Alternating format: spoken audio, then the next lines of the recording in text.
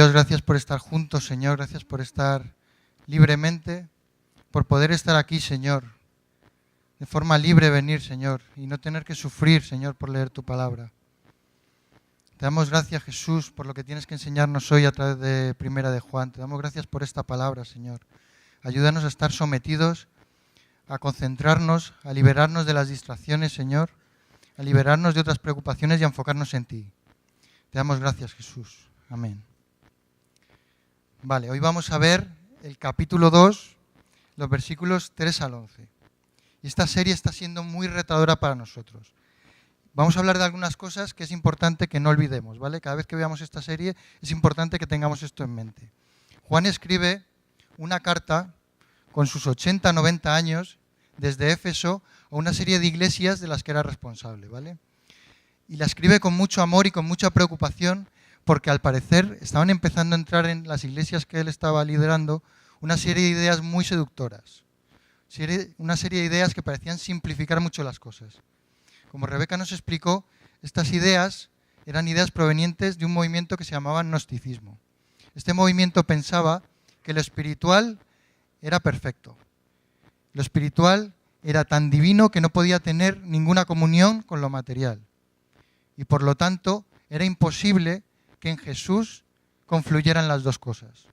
Ellos pensaban que no podía haber unión entre lo espiritual y lo material y por eso pensaban que podían ser salvos sin un Cristo hecho hombre.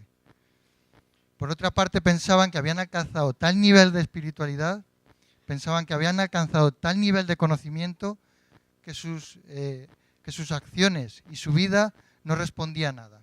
Estaban por encima del bien y del mal y no tenían que dar cuenta a nadie por lo que hacían.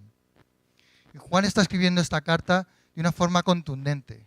Está escribiendo certezas muy serias para dejar claro quién es Cristo y para dejar claro qué es seguir a Cristo. Es muy posible que esta carta fuera acompañada del Evangelio de Juan. Es posible que esta carta fuera la presentación que acompañaba su Evangelio. Y es el tema también que acompaña el Evangelio. Mostrar que Cristo es hombre y es Dios y mostrar cómo seguir a Cristo. Así que te animo, si puedes en casa leer el Evangelio de Juan, estaría guay, porque cada vez que lo leas, si piensas en lo que vamos viendo los domingos, vas a encontrar detalles de cosas a las que se refiere Juan. Lo que hemos visto hasta ahora, en las dos sesiones que llevamos sobre Primera de Juan, sobre las certezas de Juan son, primero, que Cristo es Dios encarnado y que para conocerle tenemos que acudir a las evidencias, al testimonio que han dejado aquellos que estuvieron con él. Y como decía Rebeca, si quieres conocer a Cristo, tienes que conocer su palabra. Y cada vez que recibes algo con el apellido diciendo que viene de Cristo, lo cotejas con esto. Y otra certeza que vimos es que un verdadero seguidor de Cristo reconoce que necesita un Salvador, reconoce que necesita un abogado, reconoce que es imperfecto, que tiene pecado y acude a Cristo para el perdón, para la renovación y para la restauración de su vida. Vamos a leer 1 Juan 2, 3 al 11 y luego vamos a comentarlo. Y en esto sabemos que hemos llegado a conocerle, si guardamos sus mandamientos. El que dice, yo he llegado a conocerle y no guarda sus mandamientos es un mentiroso y la verdad no está en él. Pero el que guarda su palabra, en él verdaderamente el amor de Dios se ha perfeccionado. En esto sabemos que estamos en él. El que dice que permanece en él debe andar como él anduvo. Amados, no os escribo un mandamiento nuevo, sino un mandamiento antiguo que habéis recibido desde el principio. El mandamiento antiguo es la palabra que habéis oído. Por otra parte, os escribo un mandamiento nuevo, el cual es verdadero en él y en vosotros. Porque las tinieblas van pasando y la luz verdadera ya está alumbrando. El que dice que está en la luz y aborrece a su hermano está aún en tinieblas. El que ama a su hermano permanece en la luz y no hay causa de tropiezo en él. Pero el que aborrece a su hermano está en tinieblas y anda en tinieblas y no sabe dónde va, porque las tinieblas han cegado sus ojos. Fijaos que Juan está hablando muy directo, muy claro, y está diciendo cosas que nos tienen que causar mucha expectación. Por una parte está diciendo que hay personas que se llaman cristianos y que no lo son. Y también está diciendo que hay personas que piensan que son cristianas y no lo son. Juan está afirmando que una señal, una de las convicciones que puede tener un verdadero seguidor de Cristo, de que está siguiendo a Cristo, es porque vive una vida de obediencia a Cristo. Y también está diciendo que un ejemplo de obediencia a Cristo es amar al prójimo. Una de las cosas que nos estaba diciendo Juan es que hay muchas personas que se llaman cristianos y no lo son. Si nos damos cuenta, el nombre de cristiano está muy gastado, está muy mal usado. Hay muchos movimientos que se llaman cristianos. Hay movimientos tradicionales, todos los conocemos, muy religiosos, que se llaman cristianos. Hay algunos movimientos que no tienen nada que ver con Cristo, que niegan quién es Cristo y se ponen en el apellido cristianos. Y esto no lo digo como reproche ni como ofensa, solo lo digo con pena.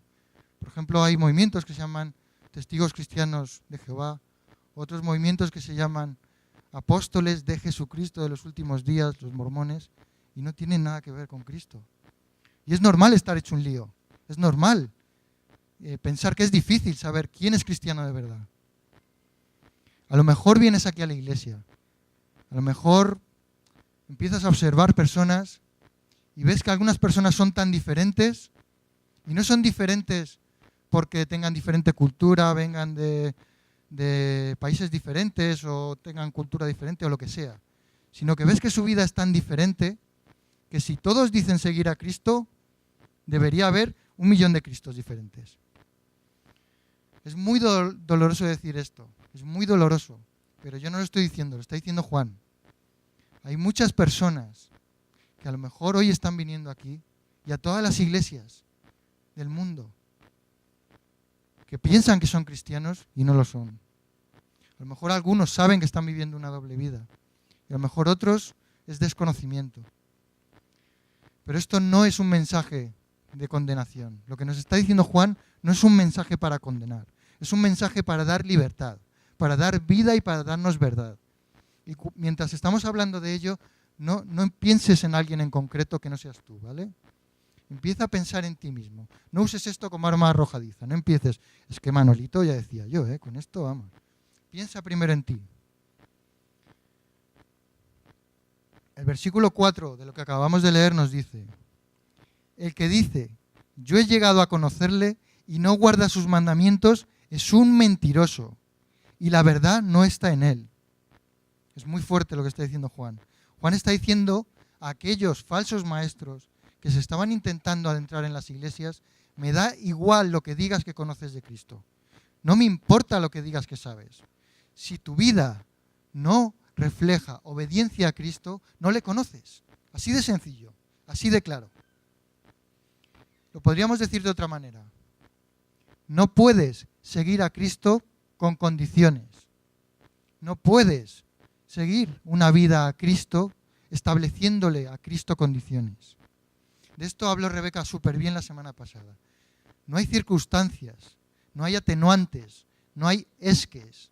Es que él, es que ella, es que esta situación, es que verás. No hay ninguna justificación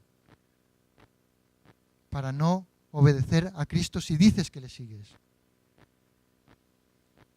Imaginad que estamos en una boda. Imaginad que llegamos a ese momento súper expectante, ese momento culmen en el que los novios se van a dar los votos. Le toca a ella y dice: cariño, te voy a amar para siempre. Voy a estar contigo para siempre. Nunca te dejaré y te voy a honrar y voy a respetarte. Y le toca a él y dice: cariño, yo te voy a querer siempre.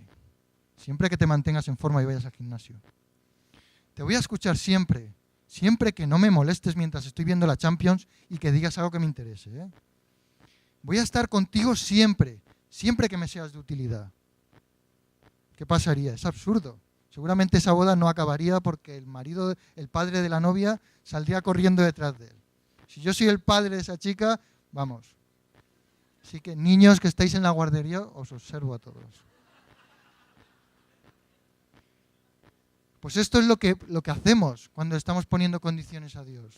Le decimos: Señor, te daré toda mi vida excepto esta relación que no me conviene. Te daré todo mi tiempo, excepto todo este tiempo que dedico a mi entretenimiento. Te seguiré en cualquier lugar y en cualquier momento, excepto si tengo que dejar mi comodidad. Hay un error garrafal en la idea que estaban defendiendo estos falsos maestros que se estaban introduciendo en la iglesia. Es un error terrible separar la fe y la vida. Y hay algo muy peligroso que se ha estado infiltrando en el cristianismo durante varias décadas. Y es pensar que podemos separar nuestra confesión de fe de nuestra confesión de vida. Hemos querido fusionar el decir que creemos en Cristo y que vivimos una vida como todo el mundo. Vivimos una vida con los intereses, con los anhelos y con los deseos de todo el mundo, como si Dios no existiera. Decimos, Cristo, te amo, ayúdame a ganar el euromillón, para vivir como Flavio Briatore, no como Jesús de Nazaret. Briatore es un tío que estará ahora mismo en el Mediterráneo en un yate. Pero es triste, porque eso es lo que deseamos muchas veces. Muchos cristianos piensan que son cristianos porque un día se les dijo que tenían que hacer una oración. En un momento de emoción hicieron una oración y después vivo mi vida como me da la gana. El momento de Cristo era ese momento. El momento de Cristo era ese momento en el que me humillé. Pero ahora Cristo trabaja para mí. Todo esto son ideas llamativas y son atractivas. Son ideas que lo simplifican todo mucho. Y es muy importante decir esto en la generación del selfie. Sabéis toda la historia del chaval este que se llama el pequeño Nicolás, ¿verdad? Es un chaval que, siendo nadie, se hacía fotos con gente importante para ganar la importancia, para acumular poder y para ganar influencia. Y la ganó un montón. Entraba a sitios increíbles. O sea, hacía unas cosas tremendas. Y pensamos que Dios funciona de la misma manera. Pensamos que Dios tiene que salir en el selfie de nuestra vida para darnos importancia, para luchar por nuestros deseos. Pero Juan está desenmascarando todas estas ideas. Como dice Juan, no se puede decir que se conoce a Cristo y no seguir a Cristo. El otro día leía un artículo que publicó Aitor en Facebook que me encantó porque va súper en línea con todo lo que estamos viendo en esta serie de Juan. Y había frases muy buenas. Pero había una que me encantó, que decía que Dios no quiere cheerleaders. Dios quiere discípulos. Entonces, ¿cómo sabemos que somos un discípulo?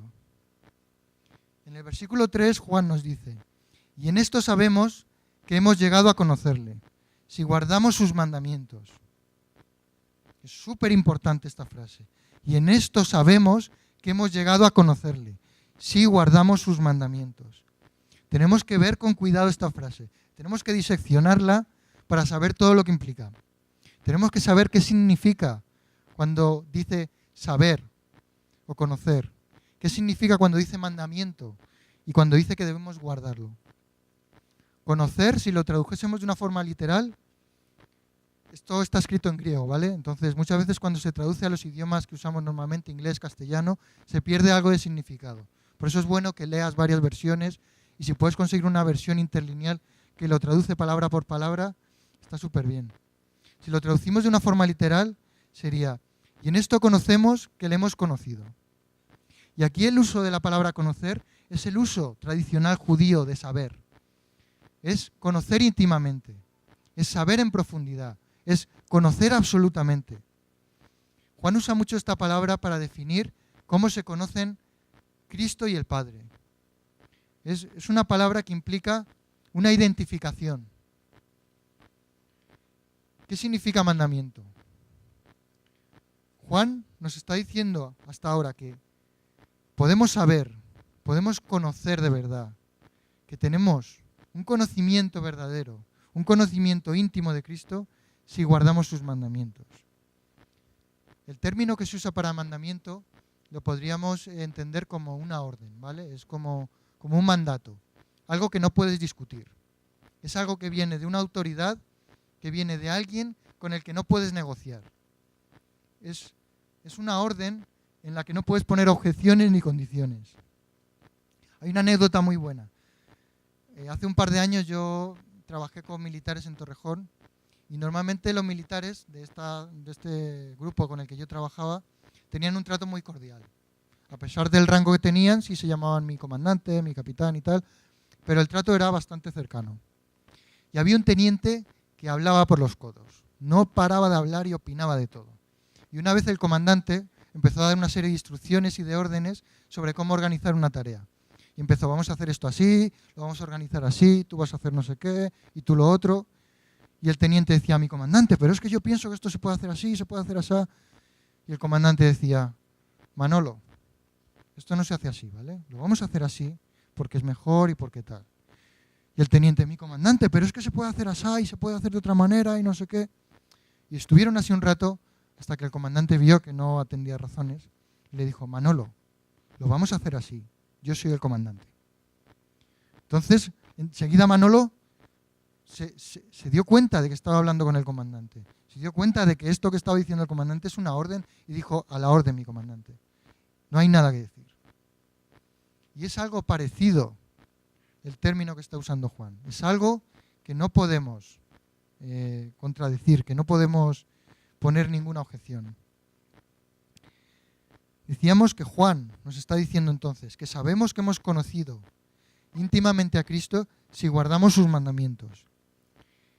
Y el término que se usa para guardar podemos traducirlo como mantener, como proteger, evitar que se escape, custodiar, asegurar de una forma activa, identificarnos, hacerlo nuestro. Es afirmarlo. Por lo tanto, guardar los mandamientos no es solamente cumplir una orden, como si fueras un militar. Es identificarte con la orden. Es identificarte con quién lo está mandando. Es hacerlo tuyo. Esto ya no empieza a ser tan sencillo, ¿verdad? Ya no empieza a ser tan trivial. Si recopilamos hasta aquí, voy a repetir esto muchas veces, ¿vale? Alguien que conoce de una forma verdadera, íntima a Cristo, es alguien que protege, que atesora, que se identifica, que guarda, que protege completamente sus mandamientos.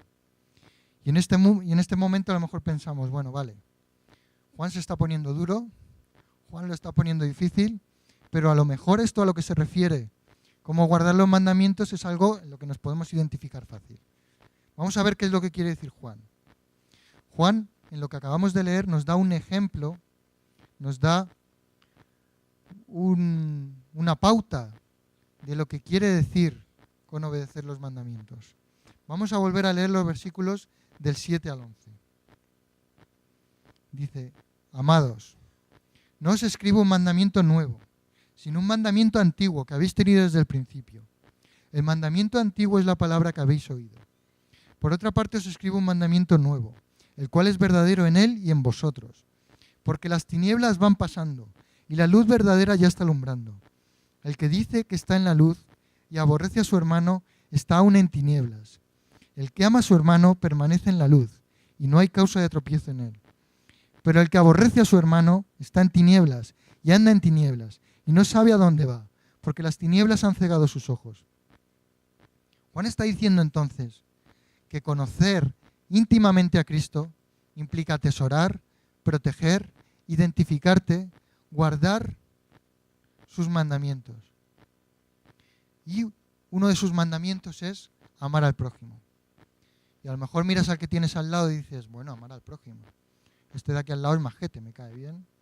No debe ser muy difícil, ¿no? Podría amarle, yo creo. ¿Qué quiere decir Juan realmente cuando dice amar al prójimo? Vemos que en lo que acabamos de leer, sobre este mandamiento, Juan utiliza un pequeño juego de palabras. Dice, os doy un mandamiento antiguo, pero es nuevo. Pero no es antiguo, sino es nuevo, pero no es nuevo, pero no es antiguo. Lo que quiere decir es, os estoy dando algo que ya conocíais, algo que ya sabíais, pero le voy a dar una calidad nueva. La palabra que usa para nuevo no es nuevo de tiempo, no es nuevo de algo que te compras y es más nuevo, sino es algo que tiene una nueva calidad, ¿vale? Está diciendo, os voy a presentar algo que ya sabéis, pero os lo voy a presentar con una calidad nueva. ¿Qué significa que sea antiguo? Juan afirma que este mandamiento sobre el que está hablando de amar al prójimo es algo que ya conocen, es algo que ya saben. Y puede ser que se refiera a que lo conocen desde el momento en el que son creyentes, o también porque era muy conocido desde el judaísmo. Si vamos un momento a Levítico 19, 17 y 18, podemos leer lo siguiente. ¿Lo tenéis ahí? Vale. No odiarás a tu compatriota en tu corazón. Podrás ciertamente reprender a tu prójimo, pero no incurrirás en pecado a causa de él. No te vengarás, ni guardarás rencor a los hijos de tu pueblo, sino que amarás a tu prójimo como a ti mismo. Yo soy el Señor.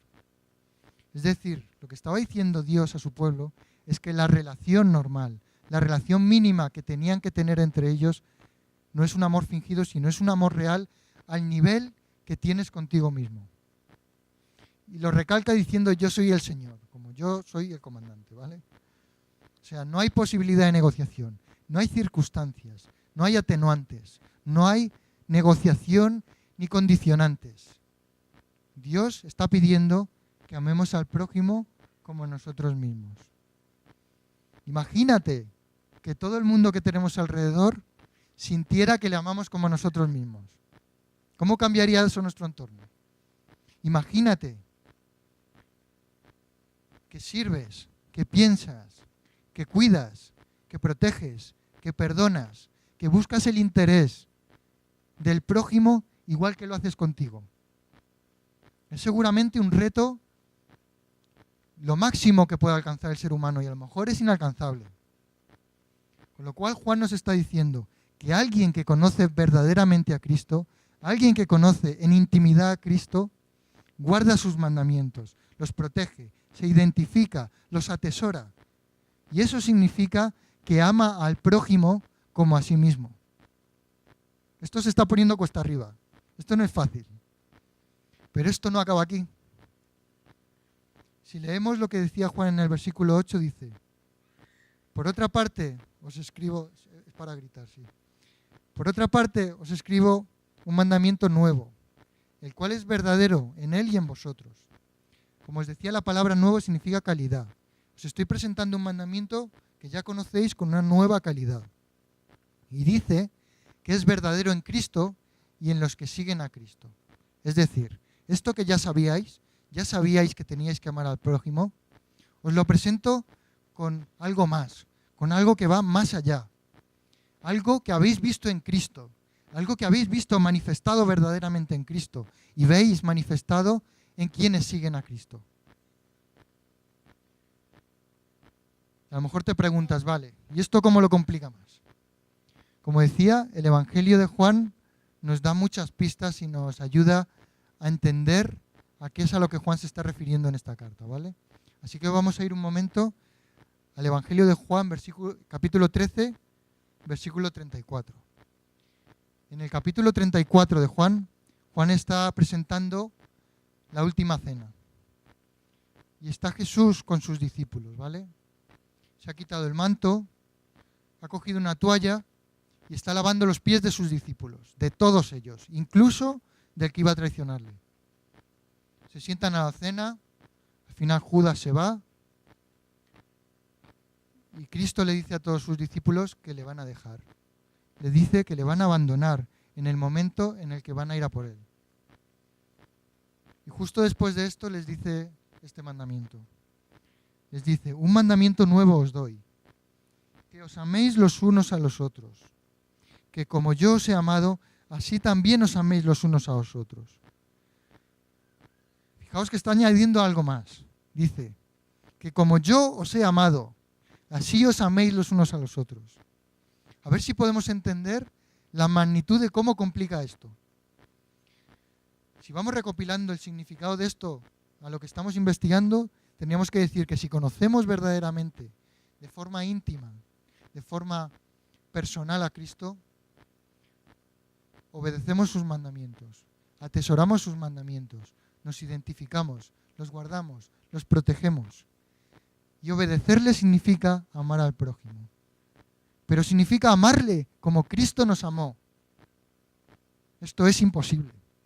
Es un reto imposible. Piensa un momento. El autor de la vida, como lo define Juan en el primer capítulo de esta carta y en el primer capítulo del Evangelio, el verbo de vida, quien ha participado en toda la creación, el que es origen de todo lo creado, que ha dado vida a todo. Ese Cristo se ha hecho un hombre y como hombre ha venido a entregarse a aquellos que le aman para que le asesinen, para salvarlos. Ese es el amor que Cristo está pidiendo de nosotros. Es imposible. Y se lo está diciendo a aquellos que van a salir pitando en cuanto vayan a por Él. ¿Cómo podemos cumplir esto? Si dice Juan que un creyente obedece sus mandamientos, y obedecer sus mandamientos es amar así como Cristo amó, ¿cómo podemos hacer esto? Hay personas que han visto este problema y han dicho, bueno, vale, Juan dice, si tú crees y conoces verdaderamente a Cristo, obedeces sus mandamientos, ¿no? En esa dirección. ¿Crees? Entonces obedeces. Pues vamos a hacerlo al revés. Vamos a intentar el camino inverso. Vamos a intentar estirarnos. Vamos a intentar dar lo mejor que puede dar el ser humano. Vamos a intentar hacer todo lo que podamos para amar y para obedecer como Cristo. O por lo menos que lo parezca. Y a lo mejor así podemos presentarnos ante Dios y que nos acepte. Y eso es falso. Es una doctrina falsa de falsos maestros. Esto no funciona a la inversa. No puedes falsificar la obediencia a Cristo. No puedes comerciar con Dios. Es una arrogancia tremenda. Estás diciendo que tú puedes crear el amor que hizo el verbo de vida al encarnarse. Y muchos movimientos que se llaman cristianos dicen esto. Con la afirmación que está haciendo Juan, está quitando cualquier tipo de posibilidad a estos movimientos que se estaban infiltrando en la iglesia. Y está quitando cualquier tipo de posibilidad a estos movimientos que intentan hacer las cosas al revés. Yo tengo el control, yo me comporto bajo ciertas reglas, bajo ciertas normas, yo soy religioso y me puedo presentar ante Dios. Me acuerdo una vez que conocí en la calle, después de cuando era novio de Nadia, pues Nadia vivía por aquí cerca en una residencia, y la acompañé a casa y cuando volvía me encontré con un testigo de Jehová. Y era un testigo de Jehová que era especial. Era especial porque se podía hablar con él. No era, sí, desgraciadamente, no se puede hablar fácil con todos. Y son personas preciosas, pero no se puede hablar con todos. Y con este se podía hablar. Con este podías razonar y podías conversar. Y realmente pude amar a esta persona. Y pude tener una pena tremenda porque podía ver su esfuerzo, su lucha por intentar alcanzar el amor que Dios está pidiendo. Estaba dando todo lo que tenía, pero no llegaba. Juan está siendo completamente claro. En estos versículos que acabamos de leer del 7 al 11, está diciendo que o amas al prójimo o lo odias. Está diciendo que el que ama al prójimo está en luz y el que lo odia está en tinieblas. No hay término medio. Y tiene todo el sentido del mundo. Piensa esto. Si nos está diciendo Juan que tenemos que amar como Cristo amó, significa que si no amas como Cristo amó, estás dándole al prójimo un precio menor que el que Cristo le da. Estás despreciando. Te crees mejor que el verbo de vida, apreciando al ser humano, porque tú eres capaz de despreciarlo. Es muy fuerte. ¿Qué podemos hacer entonces? ¿Qué podemos hacer? Pues hermanos, esto no es imposible. Porque si Juan está diciendo aquí que el que cree verdaderamente en Cristo puede obedecer sus mandamientos, si Juan está diciendo aquí que el que cree de verdad y conoce personalmente a Cristo y quiere guarda sus mandamientos, es porque es posible. Si Juan lo está diciendo, es porque es posible. ¿Cómo es posible esto? Es posible porque tenemos un Dios increíble. Es posible porque hay una clave en el texto que hemos leído que resuelve todo esto. Vamos a ver qué nos dice el versículo 5. El versículo 5 nos dice: pero el que guarda su palabra, en él verdaderamente el amor de Dios se ha perfeccionado, o se ha completado, también se podría decir. En esto sabemos que estamos en él, o que existimos o somos en él. ¿Vale? Entendemos un poco lo que quiere decir. Dice: el que guarda su palabra, en él verdaderamente el amor de Dios se ha perfeccionado. En esto sabemos que estamos en él. Es decir, lo que está diciendo Juan es que aquellos que pueden guardar sus mandamientos, aquellos que pueden amar como Cristo amó, son producto de que el amor de Dios se ha perfeccionado en ellos. Son un producto de que Dios se ha manifestado en ellos y les ha permitido amar como Él amó. Juan explica mucho más esto un poco más adelante en la carta. Y vamos a leerlo, pero no lo voy a desgranar del todo porque lo vamos a ver mucho más adelante en otra sesión, ¿vale? Pero si lees Juan 5, del 2 al 4, podemos ver lo siguiente. A ver si hoy lo podéis tener. 5 del 2 al 4. Vale. En esto sabemos que amamos a los hijos de Dios, cuando amamos a Dios y guardamos sus mandamientos. Porque este es el amor de Dios, que guardemos sus mandamientos, y sus mandamientos no son gravosos, porque todo el que es nacido de Dios vence al mundo. Y esta es la victoria que ha vencido al mundo, nuestra fe. El versículo 3 dice: porque este es el amor de Dios, que guardemos sus mandamientos, y sus mandamientos no son gravosos. Hemos visto todo lo contrario. Lo que nos está diciendo Juan es mucho más que gravoso. Es muy complicado, es imposible. Pero aquí está diciendo que este es el amor de Dios, que nosotros guardemos sus mandamientos. Y lo que quiere decir esto es que es el amor de Dios la clave. Es el amor de Dios lo que hace que nosotros, siendo incapaces, podamos ser capaces. Lo que está diciendo aquí es que el amor de Dios te transforma, te hace nacer de nuevo y te permite cumplir lo que no podías cumplir. Si quieres profundizar sobre esto, hay un texto en la Biblia súper bonito, en Romanos 8, que te habla de la vida en el Espíritu. Cómo Cristo ha metido en nosotros su Espíritu. Ha metido algo que no estaba. Ha metido algo que no merecemos. Ha metido algo de lo que no somos dignos. Ha metido algo que nos permite andar como Él anduvo. Luego también podemos leer en Juan 4:19, nosotros amamos porque Él nos amó primero. Y esa es la solución, dejarte amar primero. No hay otra solución, dejarte amar primero y dejarte ser transformado. Y esto es por fin ser libre de verdad. Ante este reto que tenemos, que es imposible, que empezaba a complicarse, si conoces a Dios guardarás sus mandamientos. Si guardas sus mandamientos, tienes que amar al prójimo. Si amas al prójimo, tienes que amarlo como te amas a ti. No, si amas al prójimo, tienes que amarlo como Cristo. Esto que es imposible, se hace posible, porque primero Dios nos amó a nosotros.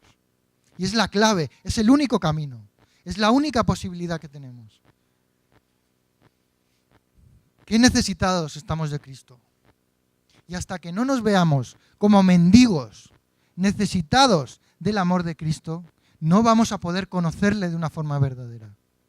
Hasta que no podamos entender que no podemos, que le necesitamos. Necesitamos, como decía Rebeca la semana pasada, un abogado. Necesitamos alguien que nos salve de nuestro pecado. Hasta que no reconozcamos eso, no vamos a conocer a Cristo.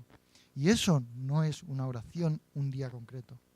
Eso es una decisión que empieza un día concreto, pero que se renueva todos los días. No estoy hablando de que tengas que pedir estar salvo todo el tiempo. Estoy diciendo que desde que eres salvo, eres transformado.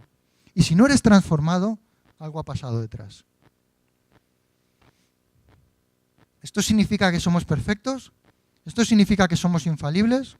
Hay que tener un poco de cuidado con esto. Voy a hacer un pequeño paréntesis. Porque hay mucha gente que utiliza esto de que me tiene que amar el prójimo como Cristo para fustigar a los demás. Hay una anécdota que escuché una vez de un pastor de otro país que decía: hay alguien en mi iglesia que me llama pues muchas noches, me llama por las noches y me comenta cosas que le pasan o preguntas que tiene y tal. Y entonces, pues yo intento hablar con él y escucharle, y si veo que no es algo crítico, le digo, oye, mira, ¿qué te parece si mañana lo vemos en la oficina de tal a tal hora y tal? Y esta persona se ofendía mucho porque el pastor no se desvelaba por contestarle sus preguntas. Y decía que no le amaba. Y le decía, pastor, ¿no sabes tú que Satanás no descansa? Y el pastor le dice, por eso le va como le va. Yo tengo que descansar. Aquí hay uno de los dos que tenía problemas con amar, y no era el pastor. Amar, cuando amas de verdad, no exiges, sino que sirves. Cuando amas de verdad, perdonas. No eres justiciero. Cuando amas de verdad, ayudas a restaurar. No dices, oh, vaya pecado tienes, oh, vete de aquí. No, ayudas a restaurar. Recuerdo un ejemplo que vivimos nosotros hace poco, que es algo que a lo mejor os parece una chorrada, pero para nosotros fue algo precioso. Una pareja de esta iglesia, cuando nosotros acabamos de tener a Martina, tenemos 2 hijas, Gabriela y Martina. Los que conocéis a Gabriela sabéis que es un cohete. Y Martina pues es más tranquila, pero bueno, también exige a veces lo suyo. Pues cuando vino Martina y nos estábamos adaptando un poco, estábamos pasando por días en los que estábamos comiendo mal, durmiendo fatal, estábamos adaptándonos a eso de coordinarnos con las 2 niñas. Estábamos también desanimados, un poquitín desanimados. Y una pareja de esta iglesia, sin que nadie les pidiera nada, sin ningún interés ninguno, vino a casa y nos trajo un montón de comida, súper deliciosa. Pero además vinieron y yo decía, bueno, pues querrán charlar con nosotros, querrán que les atendamos, querrán un poco de, yo qué sé, de charla, visita y tal. Pues no. Llamó él en concreto, que a mí ni siquiera me dio tiempo a verle porque fui al baño a lavarme la cara porque estaba hecho polvo y cuando salí ya se había ido. Vino solamente a traer toda esa comida para nosotros. ¿Y sabéis lo primero que pensé? Es gracioso, pero lo primero que pensé es, los cristianos existen. Y luego lo segundo que pensé, ¿yo estoy amando así? Y es increíble cuando vemos el amor de Dios expresado en alguien que le conoce de verdad. El mundo necesita ver el amor de Cristo. El texto que hemos leído en Juan 13:34 dice, a ver si lo recuperamos, Juan 13:34, si puede ser. Dice, un mandamiento nuevo os doy, que os améis los unos a los otros como yo os he amado. Así también os améis los unos a los otros. Y este mandamiento lo dice Cristo porque es importante que el mundo reciba algo tangible. Está muy bien que testifiquemos, pero la gente necesita vivir lo que estamos testificando. Necesitan palpar el amor de Cristo. Y si realmente conocemos verdaderamente a Cristo y amamos como Cristo, no tendrán otra posibilidad que buscar a ese Dios que tiene todo el mérito de que amemos así, o querrán destruirnos. Es la historia de los discípulos de Cristo a lo largo de los años. O nos buscan o nos destruyen, porque el amor de Cristo no deja indiferente. Y el mundo necesita ver eso. A Juan muchas veces se le pinta como alguien, pues un chaval muy tranquilito, muy mojigato, como un caniche que iba detrás de Jesús todo el rato. Seguramente Juan no era tan así. Ahora en el estudio estamos viendo el Evangelio de Juan y vemos que a lo mejor tenía algo de sarcasmo, que no era alguien tan ovejita. También Juan estaba entre aquellos que le pidió a Jesús que destruyeran una ciudad cayendo fuego del cielo porque no les habían dejado entrar. También Juan estaba entre los que estaban discutiendo quién era el discípulo mayor. Juan es un ejemplo de transformación. Cuando Juan habla de sí mismo, dice el amado por Cristo. Juan tenía claro que su inicio fue que Cristo le amó a él primero. Y por eso cuando escribe esta carta dice amados. Juan es capaz de amar como Cristo porque Juan fue transformado como Cristo. Y por eso puede escribir esto. Vamos a acabar ya y así acabamos en hora. Juan llamaba a los que estaban recibiendo la carta amados. Y eso es lo que somos todos nosotros, amados. Y así es como tienes que verte, amado. Y hoy tienes una oportunidad que no debes dejar pasar. Si nunca has conocido verdaderamente a Cristo, si nunca has entendido la necesidad que tienes de Cristo, si nunca habías entendido que lo que Dios te está pidiendo es amar como Cristo, hoy es un buen día para empezar. Hoy es un buen día para entregarle tu vida a Cristo. Una vida sin condiciones, una vida sin ponerle trabas, una vida sin obstáculos. Si sabes que aunque te has llamado cristiano y aunque vienes a la iglesia, estás viviendo una vida con condiciones, una vida en la que has interpuesto cosas entre tú y Dios, y no me refiero a cosas normales como, todos nos equivocamos, ¿vale? Y eso debe estar claro. Lo que está hablando Juan no es de gente que es perfecta, está hablando de gente que reconoce a su abogado, se levantan, cambian, son transformados, pero que no viven en el error.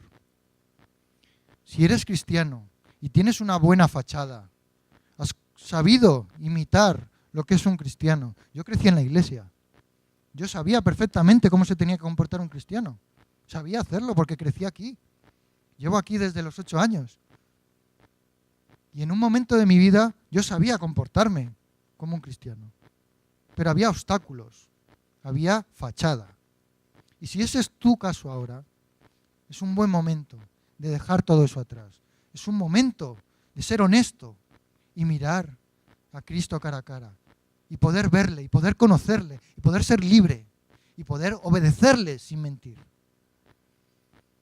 Si eres de los que se ha estado esforzando, si eres de los que se lo ha estado currando al infinito, si eres de esos que has seguido las normas, si eres de los que piensan que puedes decirte cristiano porque has hecho lo que se supone que se tiene que hacer, porque eres perfectamente religioso, estés aquí o estés donde estés o escuches esto desde internet, si piensas que tú mismo podías presentarte ante Dios y comerciar con Él y hacer un trato con Él, te cambio mis obras por tu aceptación. Si has caído en esa arrogancia que hemos visto que es absurda, porque lo que está pidiendo Cristo es que amemos como Él ama. Y eso es imposible si no te dejas amar primero. Eso es imposible si no le reconoces como el verbo de vida que ha venido en carne a pagar por tus pecados. Si no le reconoces como ese abogado que necesitas, porque tú estás equivocado y necesitas ser restaurado. Si ese es tu caso, es el día de ser libre. Hoy puedes ser libre. Hoy por fin puedes quitarte el peso de intentar fabricar el amor de Cristo y dejarte amar por Cristo. Vamos a orar y vamos a dejar tiempo para orar, ¿vale? Mi Dios, gracias Jesús. Gracias Jesús porque tú nos amaste primero. Gracias Jesús por esta familia, Señor, de personas amadas. Gracias Jesús porque gracias a ti podemos amarte. Gracias Jesús porque podemos conocerte y conociéndote somos transformados. Y siendo transformados podemos obedecerte, Señor. Ayúdanos a someternos. Ayúdanos, Señor, a humillarnos ante ti. Ayúdanos a ser valientes, Jesús. Ayúdanos como familia a mostrar tu amor al mundo. Ayúdanos a mostrar tu amor en nuestra familia, Señor, en nuestro trabajo, Señor, en Madrid, Señor, en España. Que España pueda ver el amor de Dios aquí. Y que o se unan o vayan a por nosotros, Señor. Estamos dispuestos, Señor. Te damos gracias, Jesús. Amén.